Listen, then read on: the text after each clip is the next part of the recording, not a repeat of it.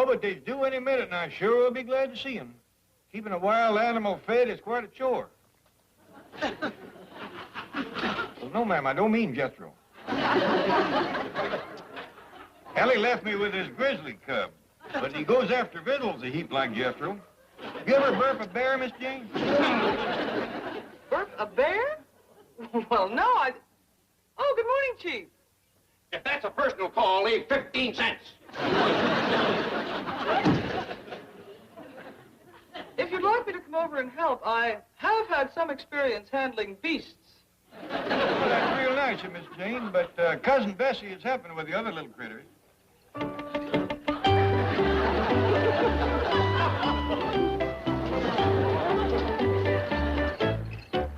Besides, Jethro will be back from the airport with the women folk any time now. Well, if there's anything I can do... Get out of the way, come here!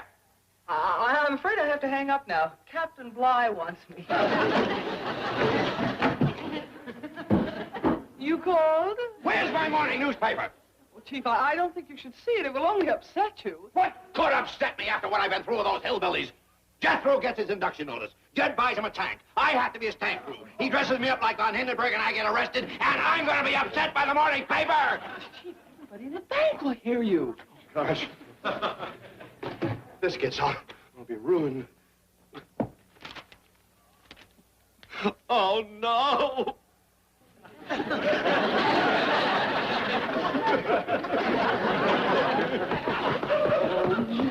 Now, Chief. Old soldiers never cry. It's so unfair. Jethro dressed up like General Patton and nobody even saw him. Now, Chief, it's all over. Jethro returned the tank, and right now he's bringing Granny and Ellie home from the airport. Get me out of this thing! Granny, you're busting my eardrum! Hush up, both of you. This is the last time I'm ever hauling females in my tank. Jethro, I thought you took that tank back to where you got it. I did, Uncle Jed. But when I seen the kind of respect the tank general gets, I had to buy it back. You should have seen him saluting me at the airport. Soldiers, sailors, Marines, Air Force. Granny and Ellie. In the tank. Jed, fetch my medical bag. Are you hurt, Granny? No, it's for the general. I ain't hurt. I ain't down there yet. Now, Granny, Jethro's going in the Army. Let's be easy on him. Jed, do you know what that boy put Ellie and me through? There ain't room in that thing for four. I ain't neither. Did you say 4? Yeah, we brought you back a surprise. Come on, Pearl. Oh, Pearl, come with you. Well, that's what we call her. Come on, Pearl. I'll take you around back, Pal. We named the pig for Jethro's ma, because it was Pearl who give it to us. Noisy little critter. That pig was the quietest female in the tank. You're asking for it. Watch out, civilian. You're talking to a 4-star, 2-gun general. Take them suitcases upstairs. Oh, I need me a aide. First aid is what you're going to do.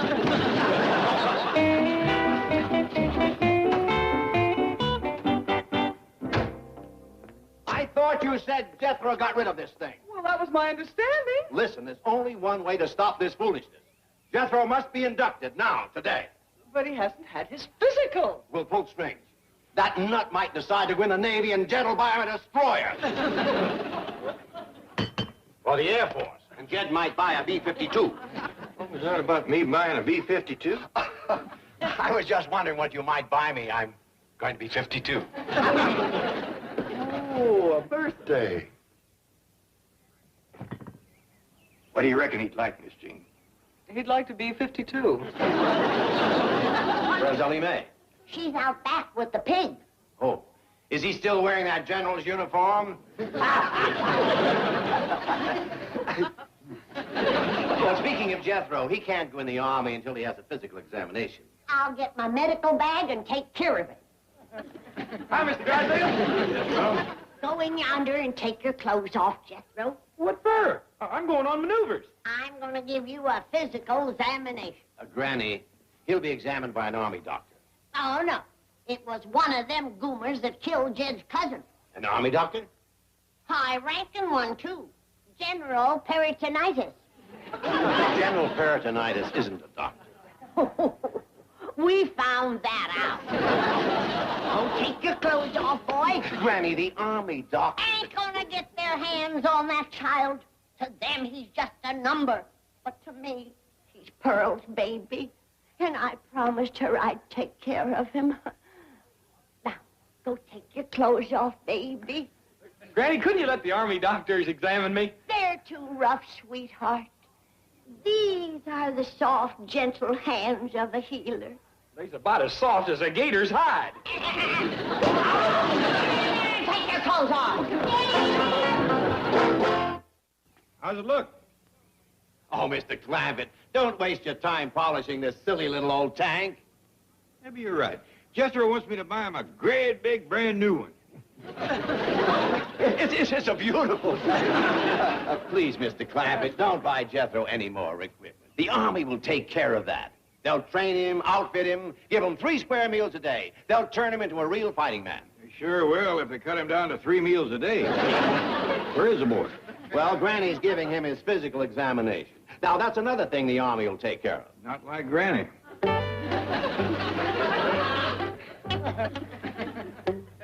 Your temperature's normal. 142. 142 ain't normal. It is if your thermometer has been sterilized in boiling water. Sit down. Cross your legs. I want to check your reflexes.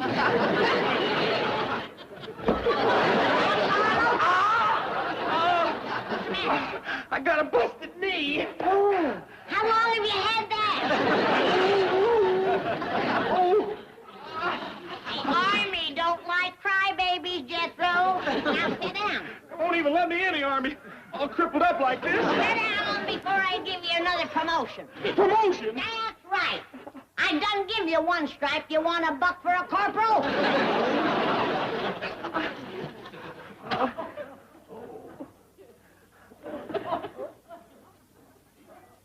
Now, open your mouth and say, ah. I want to look down your throat.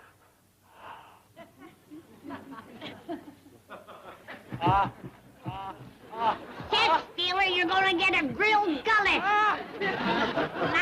My, what an eating machine. I declare you got more teeth than a garfish. What's the matter with your tongue, Jethro? It's coated something terrible. That's wax. I declare you'll eat anything. Good thing there's a doctor in this family. Now, hold still. I want to look in your ear.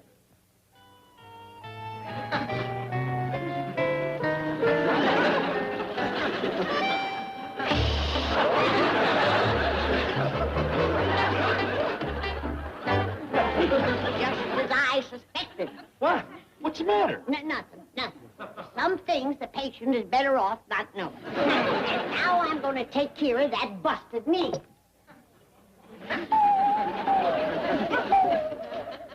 Oh, wait a minute, Granny. Wait. Let the Army take care of that, huh? Now, you listen to me, boy. Your Uncle Jed is paying for everything else. The only thing I got to offer is my medical skill. And that's going to be my contribution. Yeah, but what are you fixing to do with the saw? I'm going to cut you some splints. Oh. All right, boy. You can put your clothes on now. What'd you say, Granny? I said you can put your clothes back on. Well, how'd Jethro make out on his physical, Doctor? I passed him, Jed.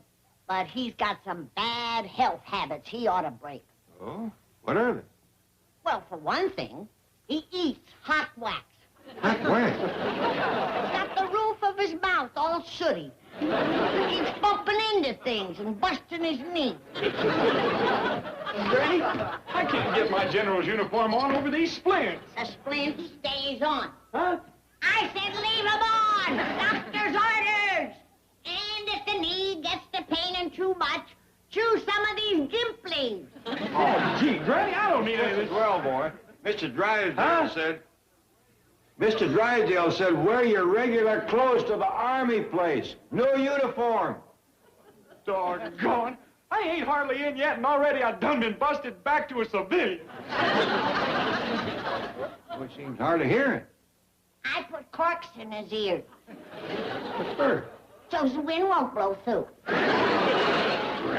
I'm telling you, Jed, if you was to finger his ears, blow into his mouth, you could play his head like an ocarina.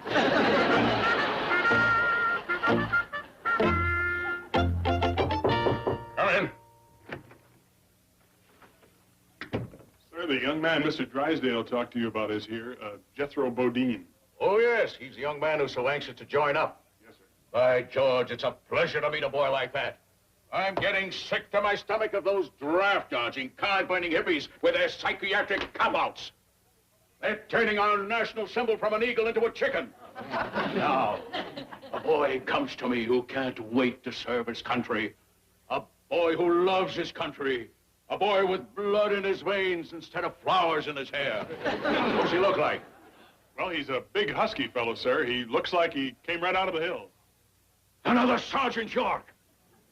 Well, here's one boy that head shrinking down the hall isn't going to Section 8. Bring him in. Yes, sir. Mr. Bodine, would you step in here, please? Back, a game leg, and he's ready to fight. You're a real patriot, my boy. Huh? Don't you hear, boy? What'd you say?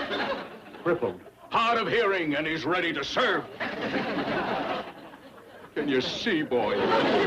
What?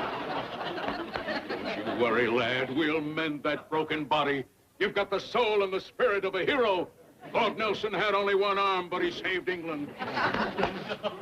Process him, Sergeant. Yes, sir. This way, Mr. Bodine.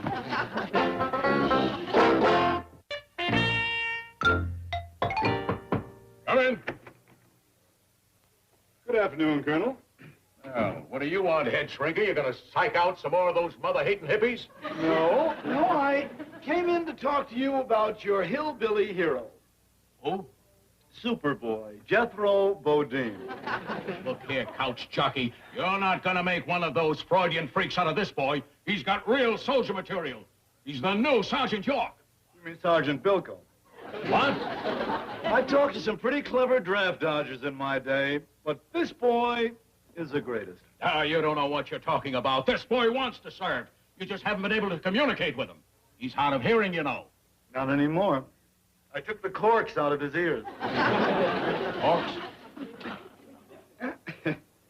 Right ear, left ear. Oh, come on, Doc. No boy is that stupid. I didn't say he was stupid. In my book, he's a genius. We have had fellas come in here with their lawyers, their mothers, their teddy bears. This boy does it with corks and a limp. Of course he limps. He's got a stiff leg. Not anymore. I took off the phony splints. What do you mean, phony? That boy was in pain. Sure he was. His grandmother hit him in the knee with a hammer. He's also the one who put the corks in his ears. Well, that's understandable. His grandmother doesn't want him to leave home. He's the breadwinner. They're poor. Not anymore. They've got $60 million. Huh? They live in a mansion in Beverly Hills. Then why did he come in here dressed in those old clothes? I tell you, he is a genius. Get a load of this kid's reasoning. Now, he wants us to think that he's stupid enough, to think that we're stupid enough, to think that he is stupid enough. Ah, baloney. Let me tell you something, psychiatrist.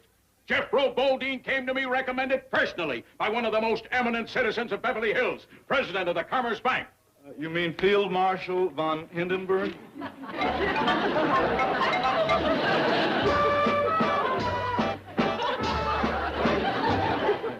I don't understand this. It's all part of an elaborate plan to keep this boy out of the Army. I tell you, it's brilliant.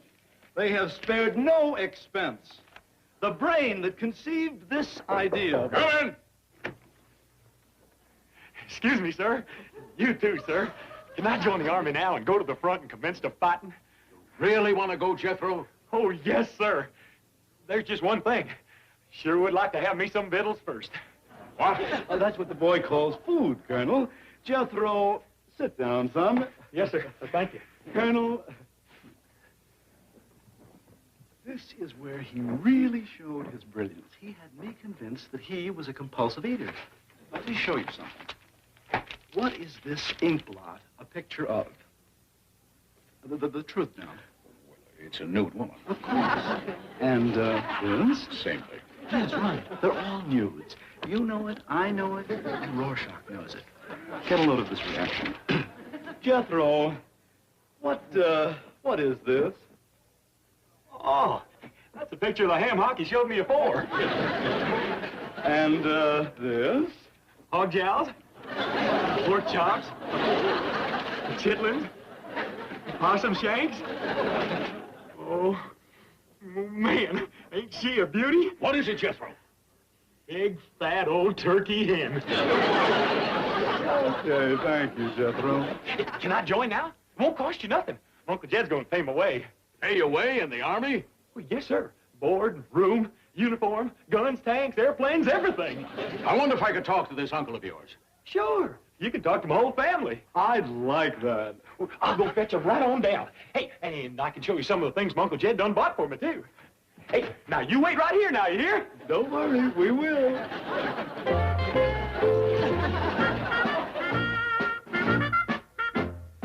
What do you suppose is keeping the boy? He's getting his family together over at Central Casting. Well, he could have a family, you know. Oh, mark my words. He will walk in here with the wildest so-called family you've ever seen. Ah, you're a cynic. I still say that boy... Right in here, sir. Stand at ease, men. Jethro? Well, how do you like it? Uncle Jed bought it for me. The whole family come with me. Are they loaded? Yeah, Granny's the only one that ever takes a nip. Is that Granny? No, of course not. That's Cousin Bessie. And that there's Ellie, Mrs. Granny, and that there's Uncle Jed. That's my whole family. Wild enough for you?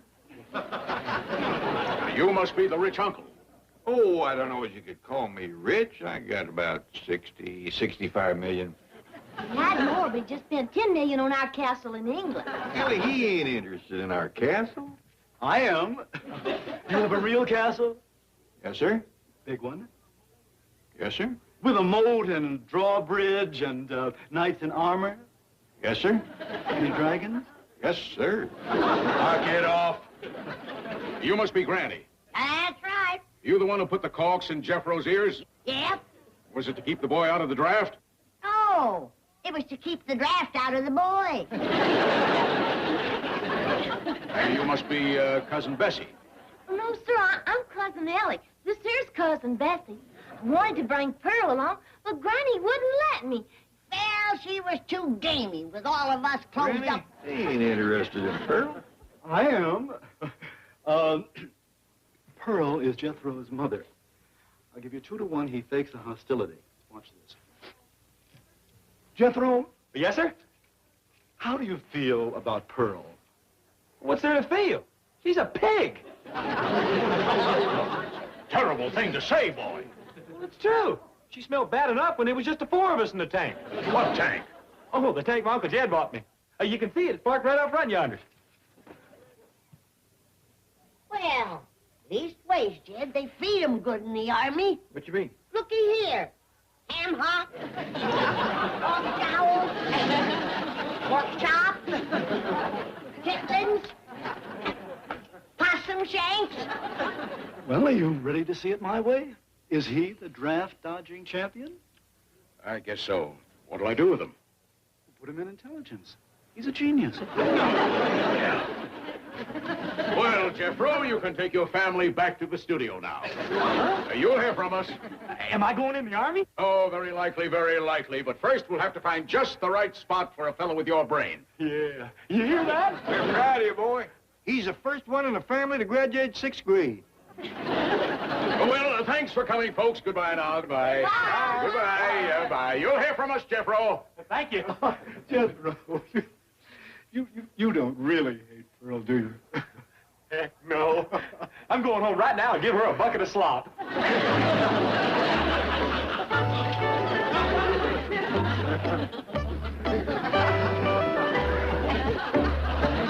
Playing it right to the finish. The girl, the ape, grandmother, the millionaire uncle, all piling into that little tank. There goes the general. A real, authentic genius. I sure hope the Army can draft him before the CIA hears about it. Au revoir, mon general. A better man than I am, Gunga Din.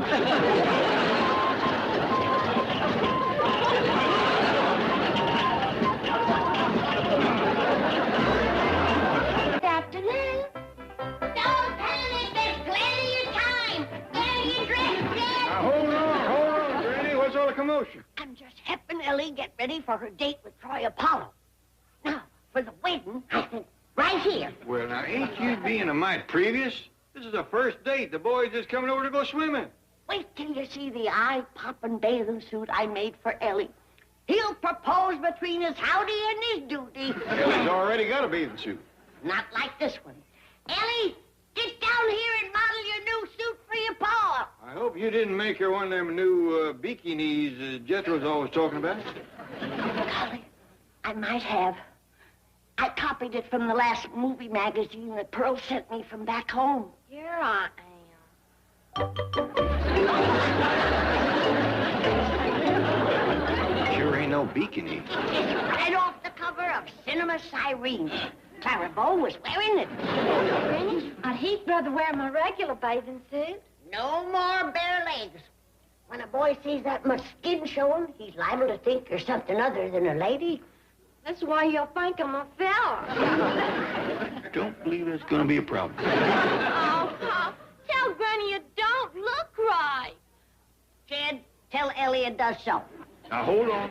I've lived around women long enough to know there's only one way to settle these things. Get somebody else to decide. Now, Mr. Drysdale and Miss Jane is coming over this morning to get me to sign some checks. We'll ask them what they think.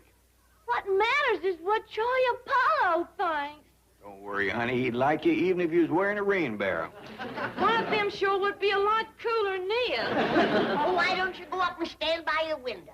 That way you can catch a breeze and keep your eye peeled for Troy at the same time. Really? Ain't you overdoing it a little for this fella? Why? Just 'cause I put a few signs out on the front porch. What signs?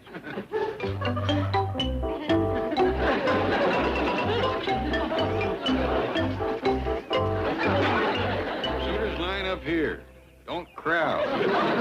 Make your marriage proposals brief. Others are waiting. After he sees all these signs, he'll propose just so he won't feel left out. Granny, I'm ashamed of you. Well, Ellie Mae's gonna need all the help she can get. It won't be too long before she is a full-fledged spinster once she comes voting age. Granny. Then all she'll need is a shawl and a rocking chair and a canary. Please stop. It's just a matter of time before she goes walking down that aisle all dressed in white. Yeah, with hair to match.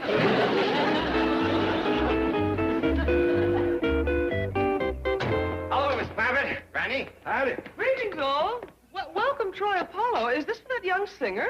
Yeah, he's got a blind date with Ellie Mae this afternoon. Oh, wonderful. Blind dates are great. Always a lot of fun. And isn't that a fine-sounding name, Troy Apollo? Hey, he's right anxious to meet Ellie, too, according to Mr. Cushing. John Cushing of the Merchants Bank set this up? My competition? That's right. Oh, wait, Mr. Clampett. These blind dates never work out. The man's a total stranger.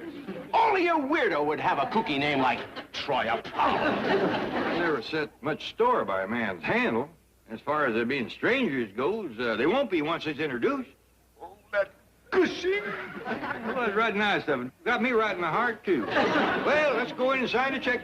I'll get the goose quill. Holy underhanded, low Now, down. Chief, you have been putting off getting Ellie a date. I rather suspected that one day Mr. Cushing would steal your thunder. Who cares about my thunder? He's trying to steal the Clampett account. Please don't stamp your foot again. Why not? It's very childish and extremely painful. Oh. What do you know about pain? A few broken toes. I stand to lose my biggest account. That is pain. Now, hang on, Chief. There's always the possibility that Troy and Ellie will hate one another. Oh, what a joy that would be. But I just can't sit here and hope. I've got to do something. Chief, you won't stand in the way of Ellie's happiness. Of course not. But I'm going to find someone who will. You mean competition for Troy Apollo? Right. And he's going to get here first. But who are you going to ask? Oh, what does it matter? Some pleasant, nice-looking fellow. I'm going to start by asking Cary Grant. Sorry there were so many checks to sign, Mr. Clampett. Never thought spending money could be this tiring. Before you go, I want you to look at Ellie's new outfit. Ellie Mae! Howdy, Miss James. Oh, hello, Ellie. My, that is a nice-looking little dress. Miss Jane, it ain't a dress, it's a bathing suit, and we like your thinking on it. Your honest opinion. Granny, to be honest with you, it's absolutely archaic. See, I told you she'd love it. Oh, I'll get it. Chief. Wait till you see who I found for Ellie. He just won the title. Mr. Clampett, I have a date for Ellie. She already has a date. When she sees this boy, she'll throw rocks at Troy Apollo. Ellie, here's someone very interested in meeting you. May I present Mr. Universe? Show him, Dave.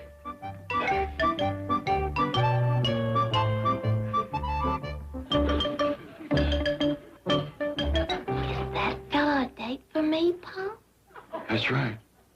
Kind of unusual name, Dave Universe. That ain't all. It's strange. Look at his arms. Swole up twice the normal size.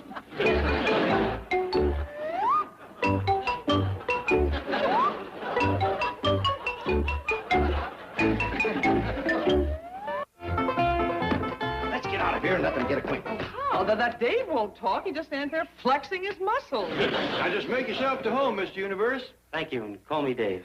All right, call me Jed. This here's Ellie and this is Granny. Hi, Ellie. Granny. Dr. Granny. I hope you don't mind, but being a physician, I couldn't help noticing how you're, puffed up all over. Puffed up? Yeah, well, I guess you could call it that. I used to weigh 90 pounds. Oh, when did you first notice that your shape was changing? Oh, I suppose within a week or two after I got the barbells. The barbells, huh? That's what done all this? Right. But enough about me. Ellie, why don't you get into a bathing suit? I'm already in one. Oh, I get it. You're wearing it under your sweatsuit. What was that? Don't say nothing. Remember, he's a sick man. Will you hurry up, Miss Hathaway? It's hot out here with the top down. Your concern is touching, Chief. But you have other worries. Something tells me that's Troy Apollo. You're just too marvelous for words. Mr. Apollo, I'm moving Drysdale. The pleasure is all yours. You are here to have a date with Ellie Mae Clampett, right? You said it, ma'am. Where is she? Look on the front porch.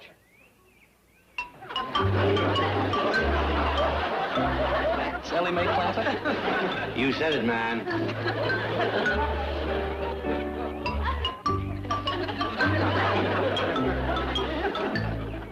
Mr. Cushing told me she was a real dish. I should have asked him what.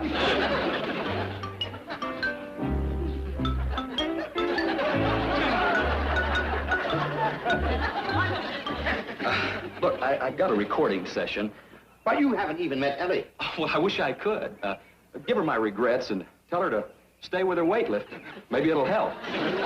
Anyway, it can't hurt. We're running a little late, folks. Wouldn't you like to sit down and rest a bit, Mr. Universe? Dave. And Ellie, I think we'd better get down to business. You know, I've only got this afternoon, and then that's it. And you want to spend it with me? That's right. I want to make you the next Miss Universe. Well, Dave, I know you ain't got much time, but we just met one another. Well, so what, Ellie? I can see you're a beautiful, charming girl. You've got a lovely figure, I think. That's good enough for me. Thank you, Dave, but, I'd better go in and see if Granny's got lunch ready. No. There's everything in this book from baldness to bow length, but not one word about barbell bloat. Notice it's affecting the boy's memory, too. Can't seem to remember his name. Has to have Mr. Universe printed across his shirt. I gotta find a cure for that ailment. But nobody seems to know anything about it. Granny, why don't you try the AMA? Of course. Appodaster's Medical Almanac. I keep it in the kitchen, because it's got a dandy recipe in it for pecan pie. Well, that Mr. Universe just up and asked me to marry him. I should have known this would happen. You in that bathing suit would turn a healthy man's head. Ellie, are you sure? Well, he come right out and said he wanted me to be the next Miss Universe. Next Miss Universe? Then he must be a widower. Boy has had his share of trouble. What am I gonna do? Sure can't marry him. It's a shame, but I gather he ain't long for this world. He said he only had this afternoon, and that was it. You ain't got much time, Granny. Anything on barbells and medical almanac? Nope. The only thing under B is bellyaches and blueberry muffins. And I reckon it's beholden on all of us to see to it that his last hours are as comfortable as possible. Howdy. Hi. I don't believe we've met. My name's Jethro.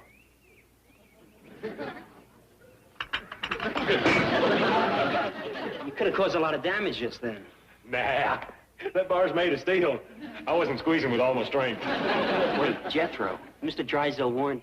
He told me about you. They put you one up on me. I don't know nothing about you. What do you do mostly? Look around and guess. Well, let's see. Mr. Drysdale told you about me, huh? I know. You're a brain surgeon. Try weightlifting. Shucks. I don't need to. I already got plenty of muscles. Yeah, and I can see where all of them are.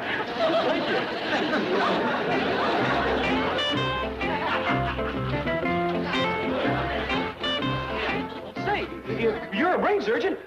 How come you got Mr. Universe right across your chin? Look, Jethro, I'm not a brain surgeon. My name is Dave. I'm a weightlifter, and I'm here to coach Ellie Mae. She's entered the Miss Universe contest. Well, say, how about that? Anything I can do to help? I don't suppose you'd leave. Man, you don't have to worry about that. Well, I left a couple of dumbbells out on the front porch. You think you could bring them back here for me? Sure. What are their names? Their names? Well, I got to call them something. They're dumbbells. I'll be the judge of that. What? I don't believe in mean-mouthing folks just because they ain't smart as me. Oh, well, Granny's working on her cure. You go down there and keep Mr. Universe's mind off his trouble. Granny, do you see what I see?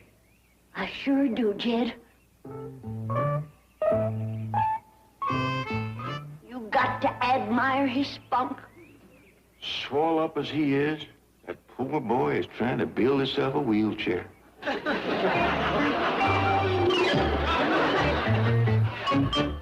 Is Ellie out by the pond with Mr. Universe? Best I seen. How you coming with your barbell cure? Slow. I can't find a new laid buzzard's egg for it. There's always plenty of them around, except when you need one. You need it when you need one. Howdy, Jed Clampett speaking. Oh, Mr. Cushion, we ain't seen this Troy Apollo fella. Yes, Troy is here at my bank, Mr. Clampett. See, there's been a little mix-up, but he's leaving right now. Well, Ellie's already got a... Well, I reckon Troy and her did have a date. I'll tell you what. I'll have Ellie meet Troy out in front of the house, and we'll work it out from there. Fine, Mr. Clampett. Well, I'll be talking to you. Goodbye. All right. Now, the real Ellie Mae is expecting you at her place. And if you see that Drysdale again, run over his foot. Now, get up there fast. Well, I can't go too fast, man. The top's down, and I just got my hair the way I wanted it. Move! She'll be waiting for you out front. Then comes my next favorite pet. That's Esmeralda, my goat. Ellie, And then my favorite pet of all, Cousin Bessie yonder. oh yeah, she's a little beauty, all right. And that's a very pretty bathing suit. Hear that, Bessie? Dave said that's a pretty suit. Speaking of bathing suits, Ellie, if you plan to be Miss Universe, You're gonna have to do something about that one. I like you a lot, Dave. But I couldn't be Miss Universe. Oh, now, Ellie, don't say those things. You're gonna have that title if it kills me. Dave. Now, come on, Ellie, we'll warm up for a few laps around the pool. Okay. I reckon if you get toward a swimming, you sure won't have no trouble of floating. Ellie Mae, get out of the water with that outfit on. Oh, it's ugly, but it is a bathing suit. Annie told me you shouldn't get it wet. I don't know why. I do. It's commenced to squeezing on me.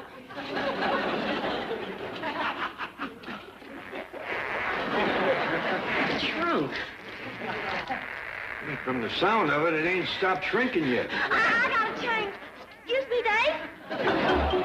Any friends of Dave's around? If you are, let out a yell. Quit your bellowing. This is a hospital zone. A hospital zone? I ain't got time to explain. I'm looking for a buzzard's egg.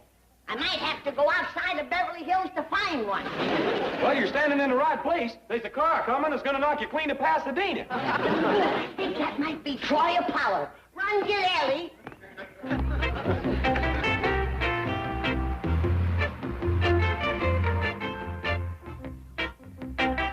Ellie? Troy!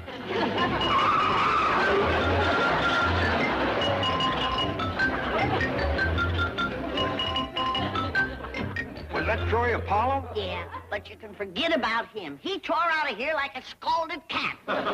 He didn't like the looks of the house. Anyway, we gotta turn our attentions back to Mr. Universe. He may be sick, but at least he's interested.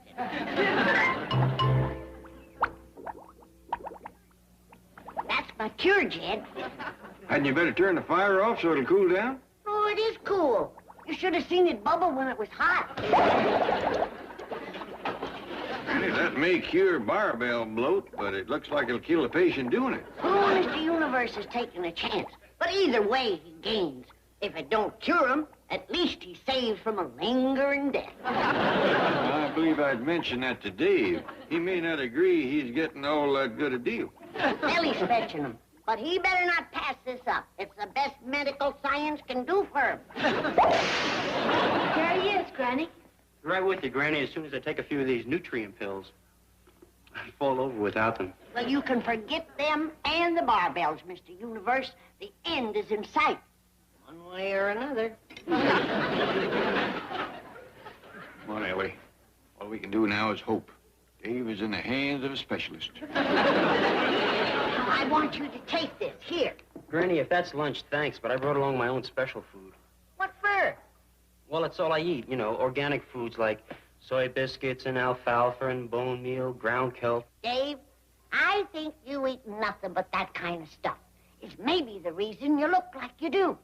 Yeah, you're probably right. It's that and the barbells. I'm gonna fix you a decent meal before it's too late. But, Granny, I don't have an appetite for regular food. You ain't tasted it the way I fixed it. Here.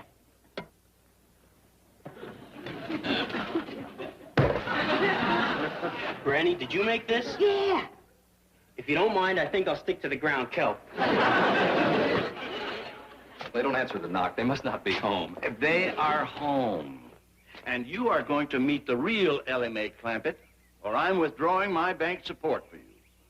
And that means you can say goodbye to your ambition to become United States Senator from California.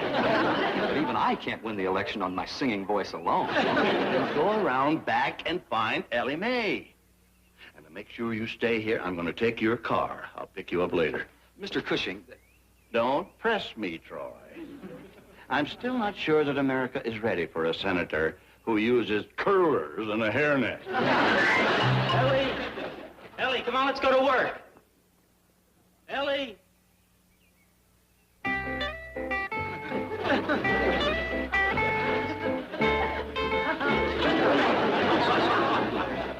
I don't care how much my country needs me. It's not worth taking her out. I don't care if she is a snappy dresser.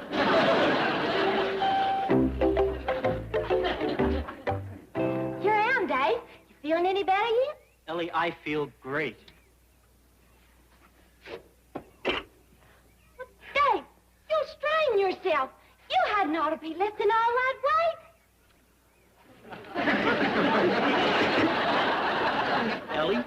Ellie, where did you get all that string?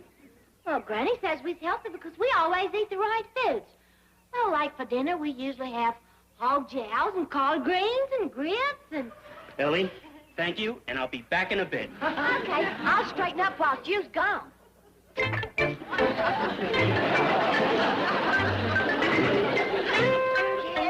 Jed, Mr. Universe is saved. My cure started to work. He's got his appetite back to normal food. I didn't know he'd ever lost it. You should have heard the things he was eating before he took my cure. But a bit ago, he came running in here hollering for triple helpings of my hog jowls, collard greens, and grits. Why, Granny? Now you better get started on your next cure. What next cure? For indigestion. Eating triple helpings, Mr. Universe is going to need it. I'm going to give you some rock salt and some bacon rind to go with your corn.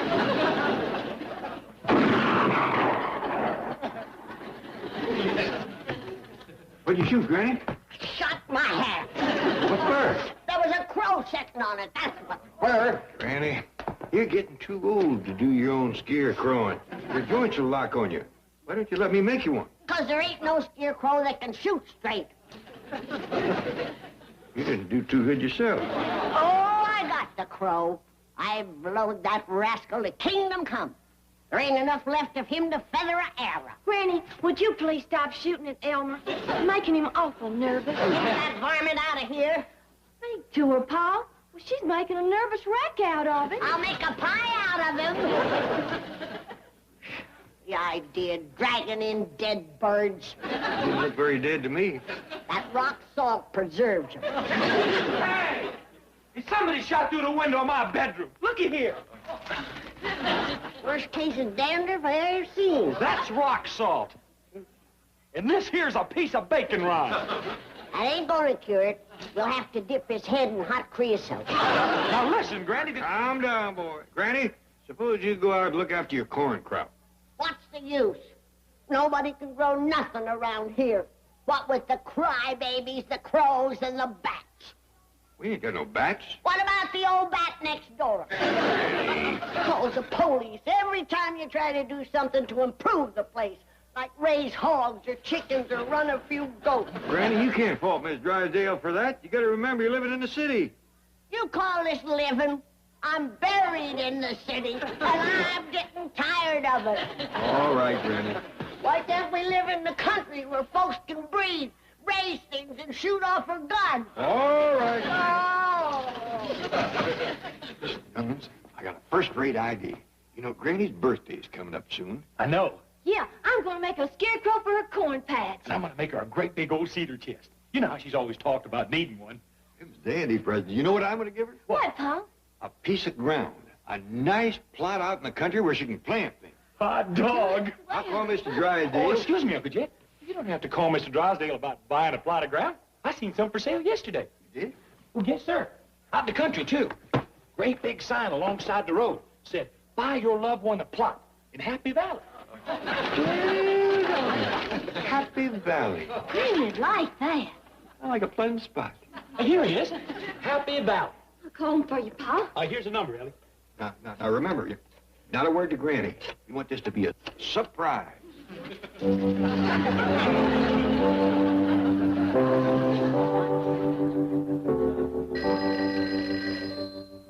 Happy Valley, Mr. Mortimer speaking. Howdy, Mr. Mortimer. This here is Jed Clampett. I'm wanting to buy a nice plot of ground for Granny. I see. Jed Clampett, and you want something nice for your grandmother. Well, no, strictly speaking, she's my mother-in-law. Oh? Something inexpensive, then. No, money is no object. I want the best you got, provided, of course, this land of yours is out in the country. Oh, it is, Mr. Clampett. Happy Valley is in a beautiful pastoral setting. Oh, good, good. It's pasture land. Well, I reckon that'll be just dandy. You see, Granny don't want to be buried in the city, especially in the backyard. Well, I should hope not. As a matter of fact, it's against the law. Oh, yeah, we found that out. Every time we go to digging, our neighbor calls the police. Mr. Clampett, are you by any chance on welfare? No, sir. Crestview. 518 Crestview Drive. No, I'm referring to your ability to meet your obligations. I appreciate your calling Happy Valley, but I will have to ask about credit. Well, it was Jethro seeing your sign, so I reckon he ought to get the credit. No, Mr. Clampett, you don't understand. Let me put it this way. Do you have a bank account? Yes, sir. I keep my money in a Commerce Bank of Beverly Hills. Jitter's posh, Granny. I'll talk to you later. Bye.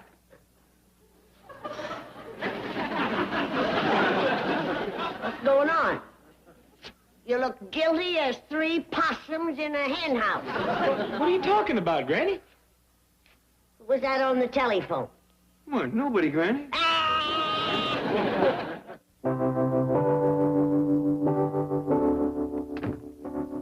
I'm ready to call on the bereaved family, Mr. Mortimer. Good. Now, here's your fact sheet. The name is J.D. Clampett. The address is Beverly Hills, and the bank account is $65 million. And the name of the loved one? Look, as far as I'm concerned, it's J.D. Clampett. I meant the name of the dear departed. I don't know. It's his mother-in-law. They call her Granny. I want you to try to sell him a family plot. These people are loaded. I see there are 4 in the family. Yes, but I want you to sell them 5 plots, 1 for their banker. Their banker? Believe me, when Clampett goes, that guy'll kill himself. You know, come to think of it, the banker's married, too. Sell him a 6-pack. Mr. Mortimer, try to remember you're not peddling beer anymore. I'm not peddling plots, either. The guy that sold me this property said I'd make a killing here. I may have to get any business.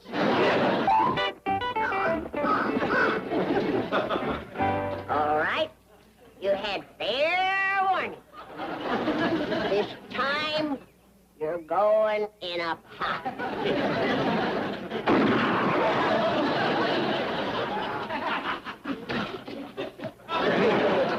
If you don't leave off shooting, you're going to have the police down on it. I aim to take 1 more shot. My rheumatism medicine. I believe I'd take it easy on that jug, too. This is strictly for medical purposes. I can feel the rheumatism burning its way up my legs. I gotta build me a fire break across my stomach.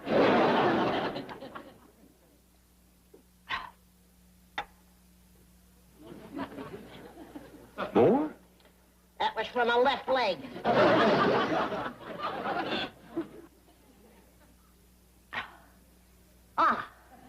Better living through chemistry. You ain't got rheumatism in your arms. Come to think of it. No, give me that. That's enough. There's a man to see you, Pa. Oh, it's about your mother-in-law, Granny. You ain't from the police, are you? No, I'm from... Good. I was hoping they hadn't heard about the shooting. There's been a shooting? Miss Granny.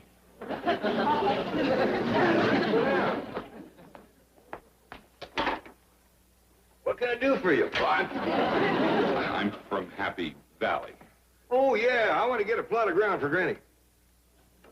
Oh, Ellie Mae, keep a watch out the back door. See we ain't surprised. Yes, sir, Pa. We have some very nice plots. How would you like a hillside location? No, I had enough of that back home. Hillside ain't no place for planting. First good rain comes along, a body could get washed out. Ellie, you recollect what happened with the greens? Sure do, Pa. We put 'em in on a hill back of the cabin. Along came a cloudburst. The next morning, there was greens all over that back porch. You couldn't go out the back door without stepping on them. We just let the hogs and chickens have them. You warm? No. As a matter of fact, I think I'm having a chill. Well, have a slug of this. No, thank you. Good for what ails you. Sure took care of Granny. What do you mean? 2 drinks of that, and she didn't feel a thing. That's very, very merciful. Where is the loved one now? Who? Yeah, Granny. Oh, she's out back in the corn patch? In the corn patch. Makes a dandy scarecrow. See her yonder? She's propped up against that clothesline post.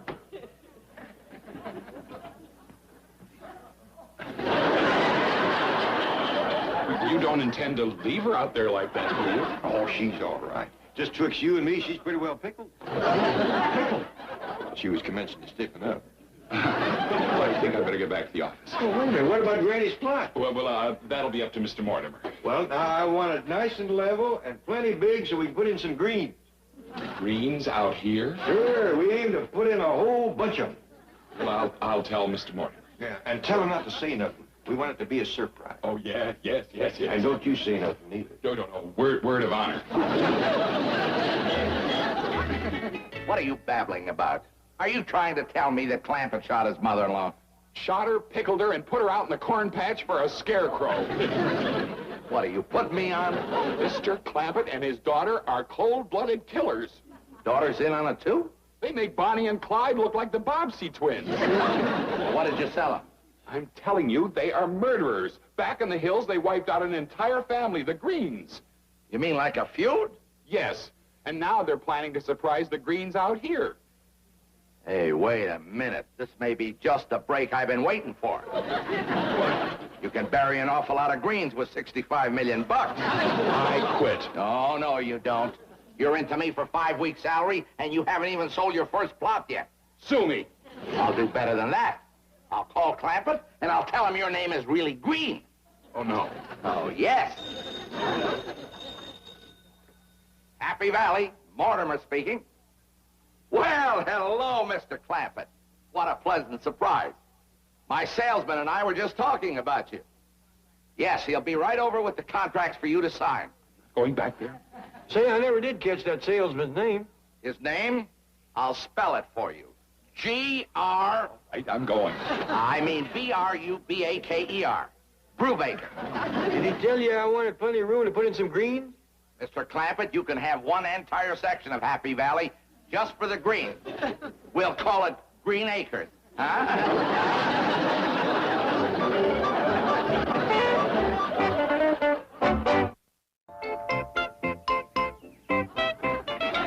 Good Granny Cedar, Jess. How do you like it? Well, first off, it ain't cedar. It's pine. Well, I know, but we ain't got no cedar trees. You cut down one of our trees to make No, sir. Cut down one of Miss Drysdale. Why? So Granny won't know about it. Well, Miss Drysdale will know about it. She's gonna yell bloody murder.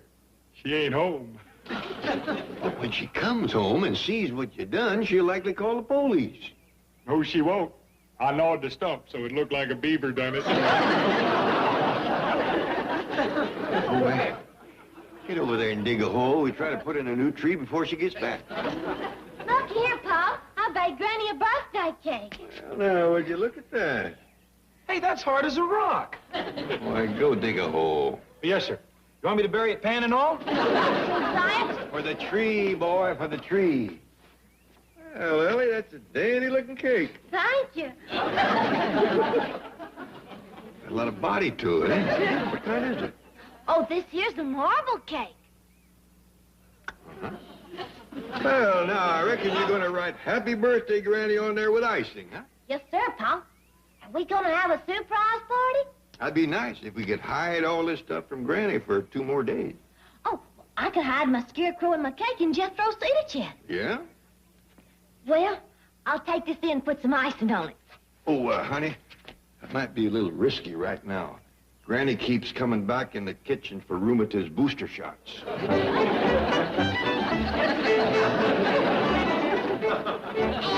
Get out of my kitchen, you hairy little goober. Many times have I told you that apes are not people, they're varmints. Oh, I can't make it. My joints are all froze stiff with the rheumatiz. And relief is just to swallow away. Bessie, honey, help your poor old granny.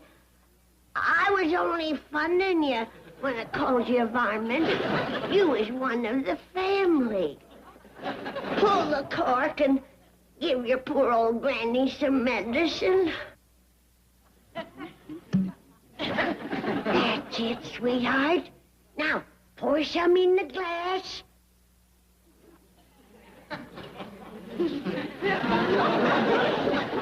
Oh, you're such a darling. Now, raise the glass to Granny's lips so she can thaw out.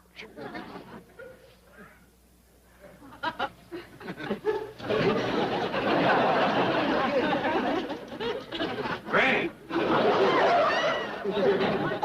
You have hit a new low, drinking with an H. I ain't drinking of my own free will, Jed. This little varmint is forcing it on me. Shame on you, you little wino.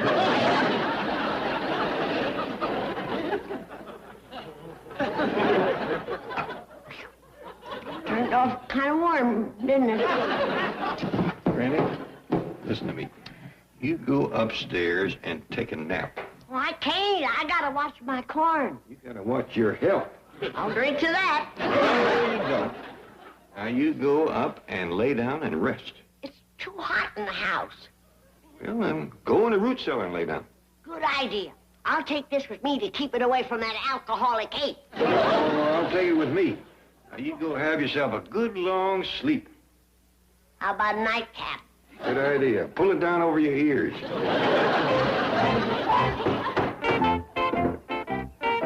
Can I put my scarecrow in a chest now, Pa? Sure, Ellie. I got the lid fixed. All I have to do is now saw off a couple of these boards square. Oh, where's my cake? Jethro's doing the printing for you. He's the best in the family, you know. But I made the icing yet. Oh. Well, here he comes. We'll tell him not to bother. Hey, take a look at this letter. If you like it, I'll put happy birthday right above Granny. You cut into my cake. How'd you do that, boy? With a hammer and chisel. Give me that. You done broke my marble cake. Marble is right. I done broke 2 chisels on it. We got a lot to do before Granny wakes up. Jethro, you let her them garden markers to Ellie Mae. You commence calling folks and invite them to the birthday celebration. Hey, Paul. Look who's coming. That's him, the one with the saw. What is that he's making? A casket. What else? Why, it's horrible. I warned you. Yeah, I figured on selling him one of those $10,000 bronze jobs. Let's drive on. Oh, no.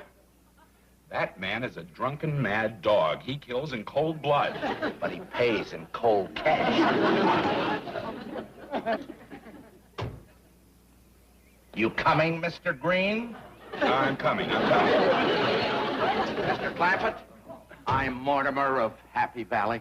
Glad to meet you, Mr. Mortimer. That's my daughter, Ellie Mae. Howdy. How do you do? I'll commence calling folks, Paul. That young fellow over there with the markers is my nephew, Jethro. Howdy. How do you do? Did you say those were markers? Yeah, we're going to use them out at Happy Valley to mark off the different plots. Are they for the greens? Greens or whatever else we choose to put in. Carbs, melons. Not the Harvey melon. I don't believe I'm familiar with them. Good, but it still looks like we're going to do a lot of business. Brubaker, may I have those contracts, please? How do you do, Mr. Clampett? Howdy. Have you heard anything from the police? Well, no. For a while there, I was afraid Miss Drysdale next door was going to call him, but we think we figured a way to keep her quiet. Jethro! You got that whole dog for Miss Drysdale? Oh, yes, sir, Uncle Jed. Fine and dandy. We'll plan her quick as we take care of Granny. Is Granny still in the corn patch? Oh, no. She's stretched out in the root cellar. It's cooler there. Mr. Clampett, I'd like to suggest that Mr. Brubaker and I take Granny back to Happy Valley with us. No. We'll fetch her out day after tomorrow. That's her birthday. Well, that's a very sweet sentiment, Mr. Clampett, but I wouldn't wait 2 days. Well, if we don't, it's going to spoil the celebration. Celebration? Yeah, Jethro made her that pine box. Could I perhaps suggest something in bronze? Oh, no, the boy worked hard on that. It's kind of rough, but it ain't the gift, it's the thought.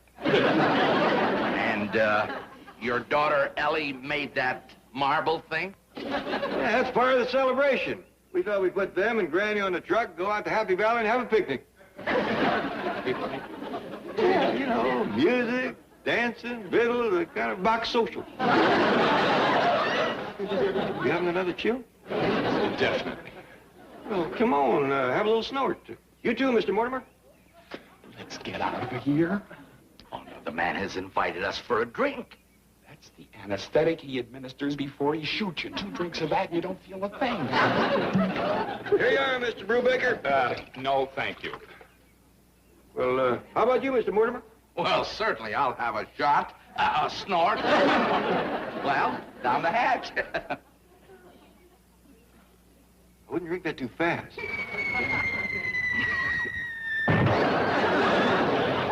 all right, Mr. Mortimer?